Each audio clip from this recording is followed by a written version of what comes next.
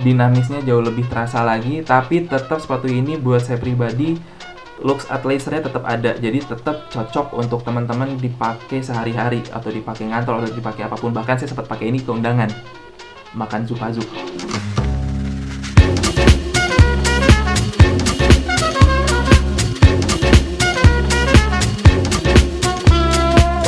Assalamualaikum warahmatullahi wabarakatuh. Halo semua, halo YouTube. Kembali lagi bersama saya Hamam Fakih di The Fucking Footwear untuk segmen The Fucking Footwear Review. Ya, gue harap di sini kalian dalam kondisi sehat, stay safe semua. Jangan lupa pakai masker, jaga jarak, ikuti protokolnya semuanya. Jangan lupa juga olahraga, jangan lupa juga minum vitamin agar antibodi kalian tetap terjaga di tengah-tengah pandemi kayak gini. So anyway, hari ini gue bakal nge-review sepatu dari Nike. Ya, ini adalah Nike React Infinity Run Flyknit. Agak panjang, kalau gue nyebutinnya agak susah, tolong maafin. Ya, dan sebelum kita masuk ke segmen reviewnya, gue mau disclaimer dulu kalau sepatu ini milik saya pribadi. Jadi saya tidak ada kewajiban apapun untuk berbicara apapun di review ini. Jadi semua yang saya ucapkan di review ini adalah pure opini saya pribadi. Saya ngerasa bebas untuk berbicara apapun di sini. Dan karena saya menjunjung tinggi kejujuran dalam saya mereview, dari point of view saya sebagai pengguna sepatu ini dan dari point of view saya sebagai footwear designer. Ya, dan termasuk di dalamnya ketika nanti kedepannya saya akan mereview sepatu-sepatu yang saya desain sendiri. Oke, langsung ke menu utama kita kali ini, yaitu Nike React Infinity Run Flyknit. Ya, jadi seri ini adalah seri upgrade dari franchise sebelumnya, atau dari seri-seri sebelumnya, yaitu Epic React. Epic React 1 dan ada Epic React 2. Epic React 1 menurut saya sangat berhasil, sangat booming pada saat itu. Cukup menyaingi Adidas Ultra Boost. Dan yang kedua, rilis menurut saya agak-agak biasa aja karena dari segi improvement, teknologi kayaknya hampir-hampir mirip dan tidak jauh berbeda dari yang seri pertama. Dan dari segi desain juga tidak terlalu fresh, jadi kayak sangat-sangat minor si perubahannya. Dan untuk seri kali ini menurut saya cukup refresh, jadi sangat-sangat menarik dari segi desain dan dari segi fitur juga ada beberapa improvement. Dan yang terpaling utama adalah sepatu ini lebih kekinian. Ya, kenapa saya bilang kekinian? Karena ya jelas, karena kita lihat si React foam-nya dia jauh lebih masif, jauh lebih tebal, jauh lebih seksi. Lihat heel spring-nya lebih naik dan dia lebih bogem lagi dengan ketinggian kurang lebih 30 mm dari telapak kaki dengan drop 8 mm. Dan dia jangan lupa dia udah full length rubber dibandingin dengan versi sebelumnya, dia hanya ada bagian di bagian depan dan di bagian 8, di bagian tengah ini kosong, tapi yang sekarang dia udah full length rubber, jadi kalian jauh lebih safe lagi, jauh ngerasa lebih secure lagi ketika dipakai untuk berolahraga atau berlari. Dan jangan lupa sesuai namanya Flyknit, dia dilengkapi dengan upper Flyknit. Dan buat saya pribadi, Flyknit itu adalah one of the best teknologi knitting yang ada sekarang di running shoe. Dan dari segi looks ini jauh lebih sport sebenarnya dibandingin yang versi-versi yang sebelumnya. Terutama di bagian logo ini sangat di-refresh sekali dan sangat kesan speednya, kesan dinamisnya jauh lebih terasa lagi. Tapi tetap sepatu ini buat saya pribadi looks athleisure-nya tetap ada, jadi tetap cocok untuk teman-teman dipakai sehari-hari atau dipakai ngantor atau dipakai apapun. Bahkan saya sempat pakai ini ke undangan makan Zupazuk. Ya, jadi sepatu ini sangat cocok dipakai di segala occasion, termasuk di olahraga. Kalian bisa pakai ini untuk short run, untuk long run, untuk recovery run, untuk apapun itu, sangat nyaman sekali untuk dipakai. Segitu aja singkat mengenai si Nike React Infinity Run Flyknit ini. Kita langsung masuk ke reviewnya. Saya akan nge-breakdown reviewnya ini dari hal-hal yang saya suka dan saya tidak suka. Yang pertama adalah React foam. Jelas, React foam ini sangat-sangat menjadi poin utama di sepatu ini. Sangat-sangat lembut, sangat-sangat responsif. Buat kalian yang belum coba, tolong coba kalian datang ke Nike Store. Kalau ada, kalian coba fitting. Tapi ada macam-macam. React foam itu ada banyak dan setiap sepatu itu beda-beda hardness-nya. Dan untuk yang di seri Epic React ini memang buat saya adalah salah satu yang terbaik untuk si responsifnya. Ketika landing dia sangat lembut dan profilnya juga sangat-sangat accommodating untuk berlari. Mau kalian heel strike, mau kalian mid foot strike, mau kalian forefoot strike, ini sangat-sangat respon. Kekenyalannya hampir stabil di bagian belakang dan sampai di bagian depan. Dan tadi yang saya bilang ini konsisten. Dengan berat saya 90 kilo saya coba pakai lari ini dan saya tidak ngerasa ada inkonsistensi dari si daya pantulnya atau dari si energy returnnya atau dari si reboundnya. Jadi ini sangat-sangat bagus. Saya tidak ngerasa ketika saya pakai sepatu ini untuk dipakai lari yang cukup jauh. Saya sekitar 5 kilo waktu itu lari. Tidak ada saya ngerasa si midsole ini gembos Jadi sangat-sangat stabil, sangat-sangat steady, sangat-sangat konsisten bagian depan maupun di bagian belakangnya. Good job. Yang kedua yaitu adalah Flyknit Upper. Yang tadi saya udah bilang kalau Flyknit Upper ini adalah one of the best teknologi knitting di sepatu running. Dari mulai gramasinya, dari mulai elastisitasnya, dari mulai supportnya, lock di bagian depan, elastisitas di kolarnya juga memudahkan kaki kalian ketika masuk sepatu ini. Jadi saya juga kadang-kadang mikir, sebenarnya kalau tanpa tali pun si sepatunya juga sudah cukup memeluk kaki kalian, dan ketika dipakai berlari sekitar 3-5 km masih belum terasa panas di uppernya. Di versi sebelum juga sama. Cuman bedanya kalau yang di versi sebelumnya ini jauh lebih agak sedikit stiff. Kalau di yang versi sebelumnya itu benar-benar dia sangat-sangat elastis. Jadi ini jauh lebih stiff tapi tidak mengurangi kenyamanannya. Jadi mungkin fungsinya adalah menjaga kaki agar tidak lebih shaking di dalam sepatu. Kalau di versi sebelumnya dia jauh lebih elastis lagi. Jadi ini jauh lebih nyaman dan lebih aman. Dan yang terakhir yaitu adalah stability-nya. Jelas, ini sangat-sangat terlihat, ini sangat-sangat visible ya. Kalau bisa dilihat dari forefoot-nya, dia lebih melebar. Jadi kalau untuk kalian bermanuver bagian lateral dan medial itu jauh ke support, dan karena didukung juga oleh si React foam-nya yang sangat lembut, pengalaman saya berlari itu sangat enjoyable ketika kalian mau ngerubah direction secara frontal misalkan. Jadi sangat-sangat enak sekali untuk kalian untuk berlari midfoot strike maupun forefoot strike. Well done, Nike, well done. Ya, tadi adalah beberapa hal yang saya sukai dari sepatu ini, dan berikutnya ya tidak ada yang sempurna di dunia ini. Jadi ya berikutnya saya akan langsung masuk ke hal-hal yang saya tidak suka dari sepatu ini. Yang pertama, fitting. Ya, gue tahu. Tadi gue udah bilang kalau misalkan si Flyknit ini one of the best. Dia sangat accommodating, dia sangat support. Iya.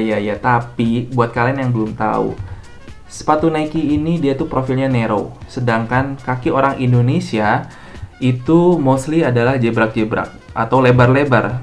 Kayak kaki saya size 43 udah kayak platipus, lebar banget. Jadi kaki saya tuh size-nya lebarnya 43, tingginya tuh bisa di 42. Tapi saya beli Nike ini di size 44, kebayang nggak? Jadi sebenarnya kalau dari segi upper, dari segi knitting dia memang accommodating, tapi dari segi fittingnya, saya ngerasa agak sedikit tight di bagian tengahnya. Oke, dan bisa dilihat dari ketinggian kolarnya, itu dia tidak terlalu tinggi. Jadi memang dari segi fit di bagian kolar juga saya tidak agak-agak shaking di bagian kolar. Tidak buruk, tapi bukan yang terbaik aja. Ya, ketika pengetesan berlari, saya coba pakai lari ini sekitar 5 km. Dan mengutip tadi yang masalah fitting di bagian depan, jadi ketika saya menggunakan sepatu ini berlari sekitar kilometer ketiga sampai keempat, itu kaki saya di bagian tengah ini itu agak mulai terasa nyeri. Mungkin memang butuh waktu untuk si sepatu ini break in, karena kalau bisa dilihat di sini juga ada support TPU yang sangat panjang sekali, jadi membuat si bagian tengah ini jauh lebih lockdown lagi, jauh lebih stiff lagi. Jadi agak-agak ketahan. Jadi saya kurang tahu butuh berapa lama sepatu ini sampai breakdown sebenarnya. Dan yang kedua adalah sepatu ini berat. Ya, sepatu ini berat. Kita bisa lihat juga ini, kita lihat ada TPU di mana-mana di sini. Dari segi estetis, support sebenarnya ini sangat-sangat accommodating, sangat-sangat lockdown, sangat-sangat support, tapi menambah beban dari sepatunya. Dan kita lihat di sini juga ada full length rubber. Ya, memang jadi kalian lebih secure lagi kalau untuk berlari, tapi di sini sangat-sangat menambah bobot. Saya kurang tahu to be exact beratnya berapa, tapi untuk saya sampel yang saya coba cari-cari di review-review itu ada sekitar 200 graman lebih. Untuk sepatu lari 200 gram lebih itu cukup berat, tapi dari semua support atau dari semua teknologi yang ditanamkan memang harus ada yang dikorbankan, yaitu si beratnya. Ya, dan yang terakhir dari segi marketingnya. Ya, well, Nike mengklaim sepatu ini bisa mencegah terjadinya cedera. Ya, buat gue di sini agak sedikit takut sebenarnya sebagai seorang desainer ketika brand mencoba mengklaim seperti itu, agak-agak sedikit takut karena sebenarnya banyak faktor yang menjadi faktor cedera. Sepatu ini hanyalah objek dan hanyalah salah satu faktor saja.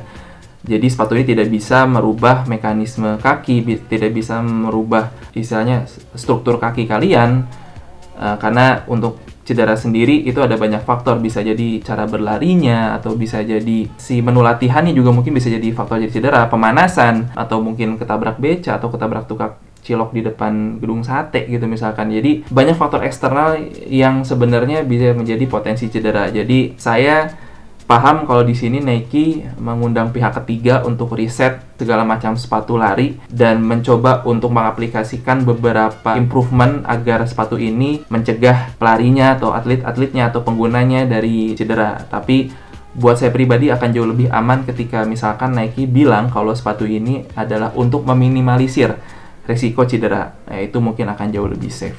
Ya, well, kita masuk kesimpulan. Untuk kualitasnya, 8 dari 10. Ya, saya nggak tahu. Pokoknya Nike buat saya adalah yang terbaik untuk dari segi build quality-nya. Saya coba pakai lari, dan dari segi abrasi semua, dari mulai si ketahanan midsole-nya, dari mulai elastisitas uppernya, dia sangat support, dan untuk build quality solid, ini sangat-sangat keren, terutama untuk dari brand Nike. Ya, untuk dari fittingnya, I'm sorry, gue harus bilang ini 6 dari 10, karena ya, again, Indonesia mayoritas kaki semua lebar-lebar, dan saya tidak bilang sepatu ini nggak enak, tapi untuk saya pribadi yang punya kaki lebar kayak kaki patipus, iya, sepatu ini agak-agak sedikit ganggu sebenarnya untuk di awal-awal pakai. Saya masih nunggu banget kira-kira sampai kapan sepatu ini bisa break in di kaki saya. Tapi sejauh ini kalau saya pakai lari, kadang saya masih agak ngerasa nyeri ketika masuk ke kilometer 4 ke atas mungkin. Ya, untuk dari segi kenyamanannya, ya Flyknit dan kombinasi Flyknit dan React Foam itu udah salah satu kombinasi the best. Jadi sangat-sangat nyaman, bottomnya sangat responsif, sangat stabil, sangat-sangat lembut untuk kalian lari, landing, semua enak banget. Untuk mid foot strike, heel strike, mau forefoot strike, ini sangat-sangat accommodating. Jadi untuk kenyamanan, solid 9 dari 10. Dan untuk dari segi desain, ya gue suka banget desainnya, ini sangat refresh dari seri-seri sebelumnya. 9 dari 10, dari segi warna, gue suka warna putih. Gue suka ketika gue lari, itu orang-orang ngeliat, orang-orang nge-highlight ke sepatunya, karena buat gue center of fashion dalam ketika atau berolahraga atau berlari itu ada di sepatu. Jadi gue suka warna-warna yang terang, terutama warna putih. Gue suka kombinasinya, ada warna hitamnya. Dan dari segi harga, untuk sekarang gue bisa bilang ini 7 dari 10. Ini sangat worth it untuk dibeli. Dari mulai awal kehadirannya itu di atas 22 juta, sekarang teman-teman bisa cari sepatu Nike React Infinity Flyknit ini dengan harga di bawah 2 juta. Teman-teman mungkin bisa dapat ini dari harga 1,5 sampai 1,8 kalau saya lihat e-commerce ya. Ya, jadi sebenarnya buat teman-teman yang penasaran sama sepatu ini, gimana rasanya Flyknit, gimana rasanya React Foam, teman-teman mungkin ini salah satu opsi yang bisa teman-teman dapetin dengan harga yang sudah cukup turun sekarang. Ya, jadi total skor itu ada 39 dari 50. Skor yang bagus sebenarnya untuk Nike. Sekarang kalau rekomendasi saya, sikat dulu, coba dulu, atau misalkan tahan dulu. Ya, buat saya kayaknya sih coba dulu ya, karena kembali lagi kaki orang Indonesia, saya nggak tahu kaki teman-teman. Kalau misalkan teman-teman punya kaki yang narrow, mungkin teman-teman, saya sangat-sangat rekomendasi ini. Tapi kalau misalkan teman-teman punya struktur kaki yang lebar, saya saranin coba teman-teman fitting dulu, karena kaki yang lebar kan macam-macam. Ada yang lebarnya ekstrim, ada yang dia punggungnya, kakinya juga naik. Ya, jadi lebih baik teman-teman fitting dulu. Tapi kalau buat saya, ini enak, ini nyaman, tapi saya masih ada note sedikit, ini bukan yang terbaik buat di kaki saya. Tapi saya suka, dan ini sangat nyaman gitu. Jadi ya, itu untuk review kali ini. Thank you. Kalau teman-teman ada masukan, teman-teman bisa langsung kirim komen di bawah. Ya, jangan lupa juga di subscribe dan juga ikuti Instagram saya. Saya ada di Instagram hamam.fuck untuk Instagram pribadi saya, dan juga ada Instagram porto saya di Fuck in Design, dan juga untuk update-update di YouTube ini ada Instagramnya Fuck in Footwear. Well, don't forget to be the first person who love your works. See you on the next video. See you on the next review. Ciao, bye-bye.